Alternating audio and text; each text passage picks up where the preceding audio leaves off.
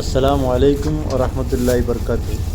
সম্মানিত ভিউয়ার্স, আলহামদুলিল্লাহ আলহামদুলিল্লাহ আলহামদুলিল্লাহ। আপনারা দেখতে পাইতেছেন গ্লোবাল ট্যুরস অ্যান্ড ট্রাভেলসের উজ্জাজে গ্রাম হল মদিনা থেকে জিদ্দার উদ্দেশ্য মক্কা এবং মদিনার সফর সম্পূর্ণ করিয়া দীর্ঘ 20 দিন পর আলহামদুলিল্লাহ মদিনা থেকে জিদ্দার উদ্দেশ্য নিজ মাতৃভূমির রওনা দিবা।